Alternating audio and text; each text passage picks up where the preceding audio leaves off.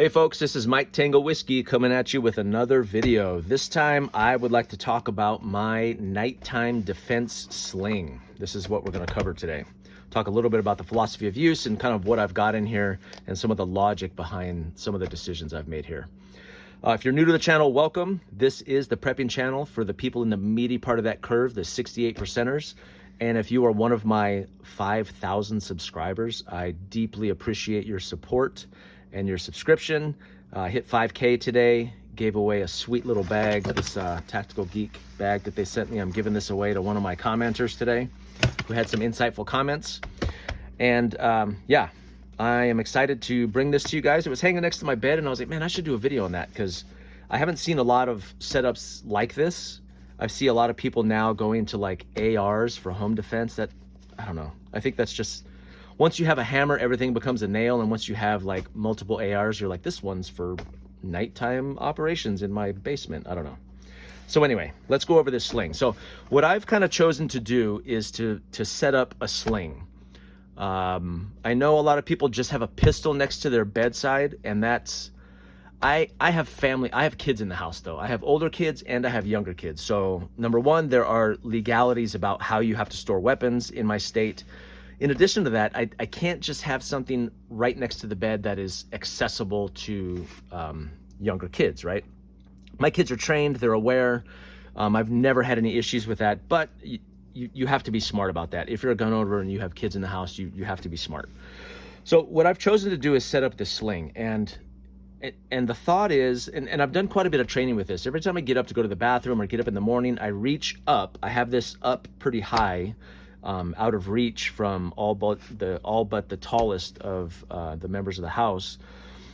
I've got it way out of reach, and I reach up and I put the sling on. And it's really nice because it sits kind of close to my body, very accessible with the pistol right next to my chest. And to me, this is it's a good system. I am honestly nervous about immediately grabbing a pistol, a weapon, when I hear a bump. Because I have so many people in my house, most of the time when I hear a bump, it's not an intruder. In fact, it's never been an intruder. Every time I have heard a bump or something strange, it has been a member of my household. So in my mind, what I don't want to do is jump up and grab a weapon first thing, right? Now I want it with me, I want it accessible, but really the first thing that I grab on this, every time I put it on, if I hear a bump, is this flashlight, okay? This is a 2 AA batteries. I have some rechargeable AA's that I use quite a bit, so I keep them rotated and keep them fresh. I think this is a Phoenix E2. I've painted it, so I don't know exactly what model it is, but the reason I chose this light, I know it's much bigger than a lot of flashlights out there, kind of bulky. In my mind, in the middle of the night, my brain is not fully functioning. I want all of this equipment to be the most tactile and the most positive in terms of, can I feel it and do I know what it is in the dark? Some of these smaller lights that I really like, I worry about me grabbing it and dropping it. This thing is beefy, it's massive, it's easy to grab, right? And it's a push button. I love push buttons. And I always know when I have this thing. I've grabbed it many times in the dark and I've never dropped it, I've never missed it. So I really like it. Halfway in this pouch too. You see the way it's just kind of sticking out of here? I know that's not super secure, but man, it sure is easy to grab. This is the first thing. It sticks up higher than everything else in the pouches. It's easy to grab and I've never missed it. So that's kind of my logic there for a bigger light in the middle of the night. And it's not even super bright really. It's got a couple modes on it, but it's bright enough in the middle of the night to light up whatever I'm trying to look at. And yeah, it works really well. So I like having a light above everything else. Very tactile, very large, very easy to grab. Now, I know that the interwebs tell me I'm supposed to have a light on my pistol. I know that, okay? Let's talk about the light first. So, you guys I should be ashamed showing this on camera. This piece of junk Amazon, I don't even know. This is some true garbage, right? Me being cheap, I bought this weapon light and I was like, oh sweet, it's 35 bucks or whatever it was. And I'll show it to you real quickly how it kind of fits on the gun. It's easy to put on, it just slides on the rail, but it's not locked here. You see this? So this is where it's locked. And what I found is that when I would push it out so it's locked, and it's a push button on the bottom, right? It's really dumb. You see this gap right here? So when I put this in the holster here, when I put this down in here and go to pull it out, this catches on the pocket. And it makes it difficult to pull that weapon out. Now that completely defeats the purpose. If I decide that I have to go for this weapon and I start to pull it out and it's caught on the that's stupid, right? So rather than, and another thing is, I'm not completely comfortable having this be my primary light at night when I'm stumbling through the dark and half out of my mind. This makes me a little bit nervous, because if I'm using that pistol light, if I'm using that light to light up something in the room, like I said, most of the bumps that I have encountered are not intruders. They're family members. So I don't want to be pointing a weapon at them and using this light as the primary means to light up the room. So again, I default to a flashlight that's nice, big, tactile, that is not mounted to the weapon. Plus, this is just really garbage. Maybe if I had a better light, but I think my other objection, like I said, is pointing that light at people to light up the room or somebody or a bump that's a family member. That makes me nervous. So I think this being garbage has helped me come to that conclusion to switch to the off pistol light. I like this option better. And I don't really trust myself to be going around, using that as my primary light in the middle of the night. So, and plus this is garbage. I have heard that Harbor Freight recently came out with a TLR1 knockoff. It's like $50, but they're sold out everywhere. So I'm waiting for that to come in stock to put one of those on, maybe my carry light, or maybe even this guy, I don't know. But this is garbage. Like these sharp edges, this doesn't work at all. So don't get the good stuff. Those lights are very popular for a reason. This is one item where I would probably spend the money to get a good light, because if you need it and it doesn't work, that kind of defeats the purpose, right? So anyway, so I don't put that on there anymore. Pistol, this is a full-size XD. My primary platform, I went to XDs a long time ago. I know they're not the most popular or the best, but I'm fully invested in these. I've never had a failure with any of them. We have continuity of magazines across the board from other pistols, that we have, and my wife knows how to use them. And so this is just a platform that I've stuck with. And you see this terrible stippling. Look at this. This was my first stipple job. I did this, which I was pleased with, and then I got completely out of control and did the whole thing. Look at this. Isn't that a monstrosity? It looks like a reptilian or something. But again, so this is too ugly for me to carry in public because I'm ashamed of it, but it is very grippy. It's ugly as sin, but it's very tactile. It is in the middle of the night. This is very easy to grab. It's so much grip everywhere. It's painful. But in the middle of the night, that's kind of what I want. I want to know where that pistol is, and I want to have a firm grip on it. I don't want any mistakes, and this ugliness kind of helps me do that. So this turned out okay. This is nice and even, but all this other stuff, I lost control. I went crazy with my stippling. So that's the pistol that I keep there and ready. Flashlight's probably the most primary thing. Over in this pouch, and again, let me show you this too. This is a one Tigris. This panel here was actually designed for a visor, a car visor. So it was supposed to strap to the car visor, and it's just a panel of MOLLE webbing with Velcro on the back, on the front rather. And then these straps on the back, I just cut them off. And then I had my daughter sew 2 little tabs on here, and I just put a sling. This is just some cheap Amazon sling, 20 or 30 bucks or something. And I put it on here on these little loops here that my daughter sewed on nice and tight. So this is just the blank MOLLE panel that I just added some pouches on. I've got, let me see, 2 rows, 3, 4, 5, and there's 6, 7, 8 rows of MOLLE. So it allowed me to put 4 pouches or 3 pouches and then 1 light carrier on here. So that's all I did. This is really cool because it's modular. I actually had one of these set up as like a sub gun with the mags on there, and it worked for that too, like a kind of like a low vis get home type, sling. But I ended up switching to this for home defense just because it seemed cleaner to me. So this is a mag carrier here, Eagle Industries. This is Condor. This is old school military. Look at this thing. It's so floppy. And also cut the top out there to leave room for the pistol. That's old. This is relatively new. This is like the padded Eagle Industries pouch. This is more for, you could fit mags in here, but I think these are actually for nods because it's padded and it's got some protection to it. But I like the buckle, which is pretty cool. But I think the Velcro in the middle of the night, I think the Velcro may be more advantageous because when you're getting into that pouch and you don't have to fumble with a clip. But this is what I had, so this is what I used. So mag pouch, double mag pouch, and in this one, I've got a secondary mag. Now, let me say this. If you watch, what is it? Self-protection. Oh, dang, it's escaping me again. Great self-defense channel where he shows all the gun videos, of the real shootings. Like, if you look at the statistics, a civilian gunfight is going to be single digits. I mean, just 95% sure that that's what's going to happen. You're not going to need a second mag. But I don't know. I'm a prepper and the internet's telling me I need more ammo. So this thing sits in here. Plus, look at this. This is so ugly.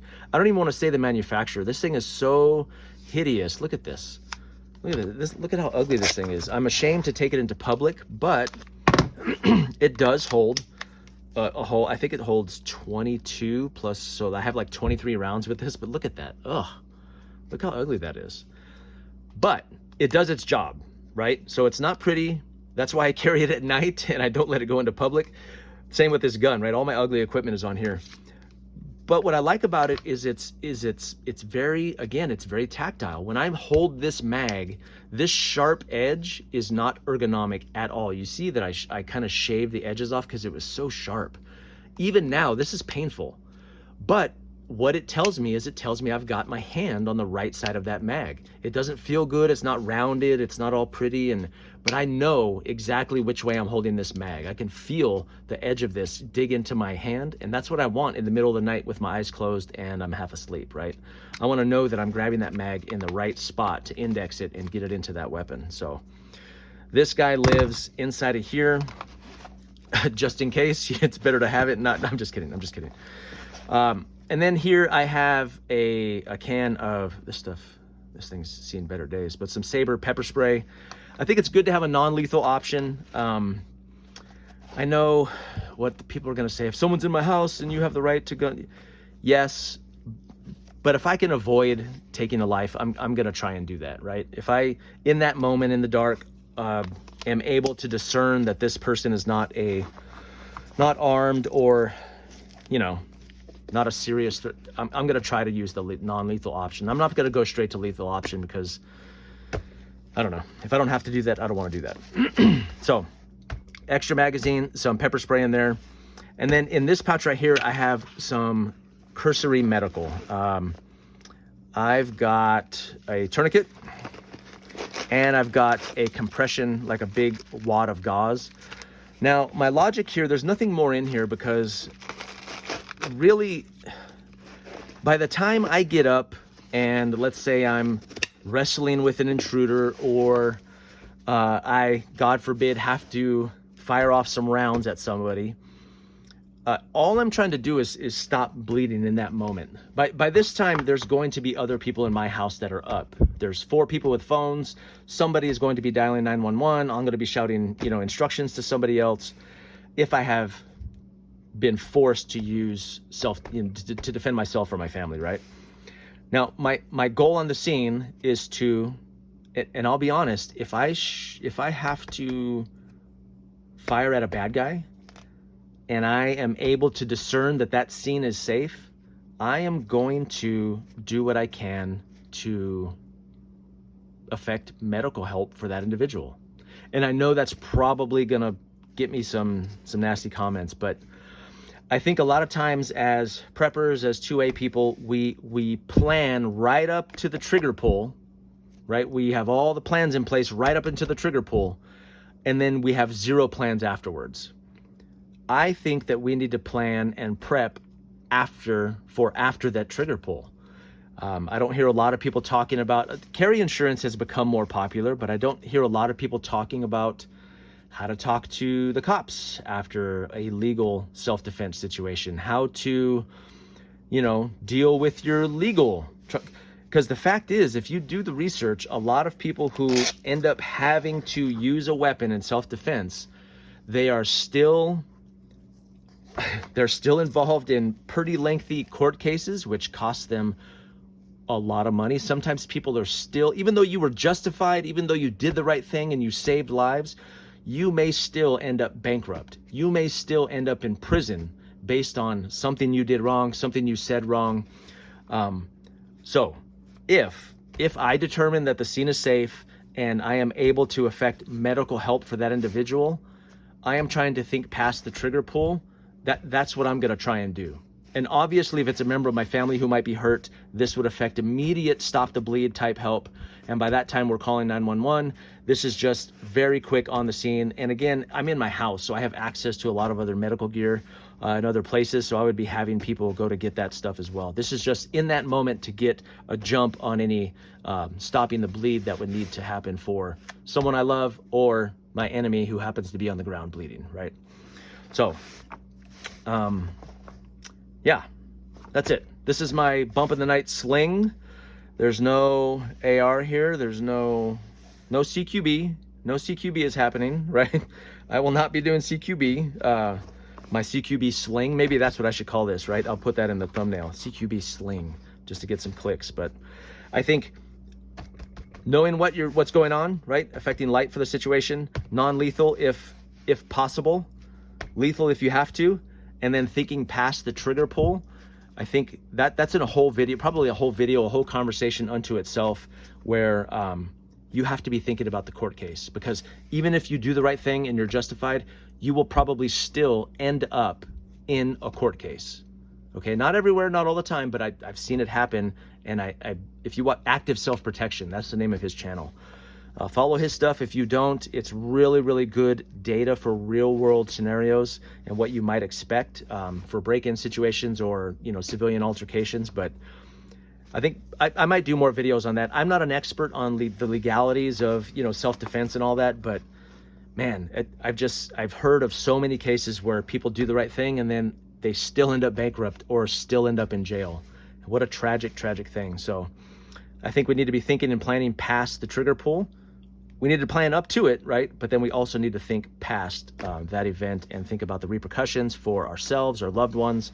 Because let's say you're prepping your family for disaster and then you end up having to do this and you end up in jail. What is the point? What's the point, right? So anyway, I'm done ranting. It is late once again. It's only 11:30 though. I might actually do another video. But I appreciate you all, and I hope you enjoyed this little short video on my bump in the night sling. And I will talk to you all later. This is Mike Tango Whiskey, and I am all clear.